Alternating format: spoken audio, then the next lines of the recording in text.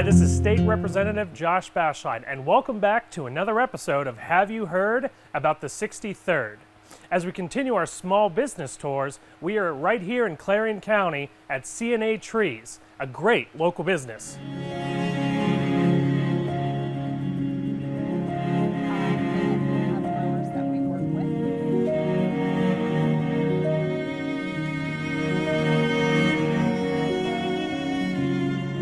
Thank you so much for inviting me to C&A Trees today.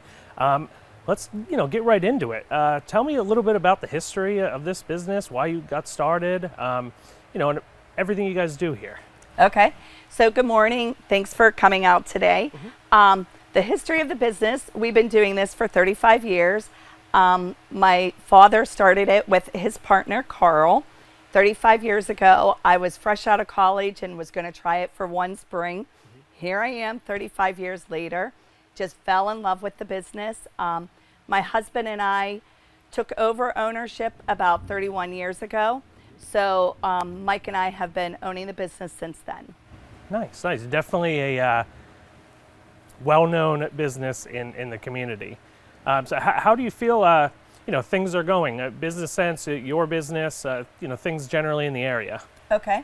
So generally, we are very well supported by the community. We like to be involved in the community. We like to support the community that's got us started and got us to where we are today. We have a lot of people from other areas, Butler County, Mercer, Katanning. We have a lot of customers that even come in from State College. So we are very widespread. And it all started with the support from our local communities. So we are very thankful and blessed for that.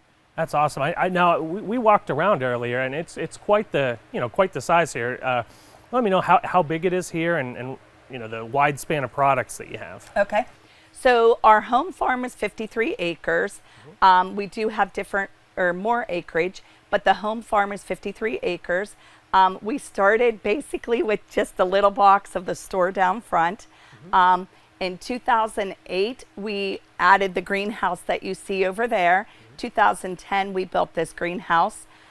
We do landscaping, garden center, and greenhouse. And we do Christmas season as well with Christmas trees. And earlier, we talked about a annual event you do in March. So what is all that about? Okay. So in March, the first Saturday of March, we do a workshop. We do a seminar and a workshop. It's a seminar. We've had different presentations. Then the workshop part is they either plant a hanging basket or a planter, and then they leave it here until the first Saturday of May. Excellent, excellent. And those are well attended, I hear. Yes, we usually get about 250 to 300 people. This year was extra special because it was our 35th anniversary. Excellent, excellent. Switch gears a little bit, to what I do, and on the legislative side. What are maybe some issues or things you see either down in Harrisburg or things that affect the community that I could work with, or you feel my colleagues and I should know about? Okay. Our biggest struggle, and it's really industry-wide, is the labor force. It's so hard to find a good labor force. We are really blessed. We have a great crew, but I really think a lot of it comes from kids just don't know what to do these days, because when it comes time to work, because they're so used to their phones, going to their phone. I grew up in the era of having shop class, home economics, how to balance a checkbook. I don't think kids get that. I think they need hands-on learning back. I'm not in the education system, but I definitely think shop class, home economics, some kids graduate not knowing how to thread a needle, for example. I just really think that is important, that kids need to have more hands-on. Like I said, I'm not in the education system, but our biggest struggle is labor. It's just not labor locally. I think it's widespread, especially in the horticulture end of things. So I don't know, that's just my thought. If they were getting more of that hands-on like what I grew up with, what my husband grew up with, maybe that would help put the phones away, So be less reliant on technology, get some more hands-on skills.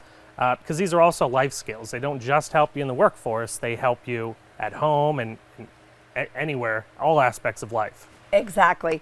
Like even simple things like opening up a pocket knife to cut a box. You know, little simple things, and balancing checkbooks. It's hard even for, like, say, cash register, giving back change, knowing how to count change backwards without pulling out the phone and going to the calculator. I just think those are all skills that are being lost that we need to get back. Right, I understand. If there was one thing you could tell our community, you know, here in Clarion or even district-wide, whether it be a personal story, something motivational, something from a business owner's perspective, you know, what would you tell the people back home? What would I tell the people back home? We're really, really grateful for them. They really have been our stepping stone and still are our stepping stone to our business. We have been supported greatly by the community and very blessed for that. And they've supported us, so we try to support different events that go on in the area. One example, when the Y was built a few years ago, we supported the Y. We support many fundraisers in the area. We try to give back as much as we can because they are the ones that put us where we are today. Perfect. Well, thank you very much. Everything you do for the community and running this business and supporting our community in that way. And thank you very much for the tour today as well. Thanks you. Thanks for coming. Thank you.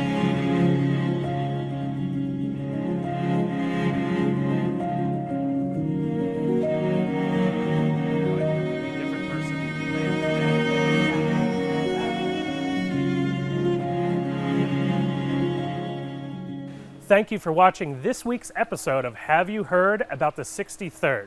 Tune in next week as we continue our small business tours. And as always, any help needed with your state-related needs, contact my office. Our info will appear on the screen next. Thank you, and see you next week.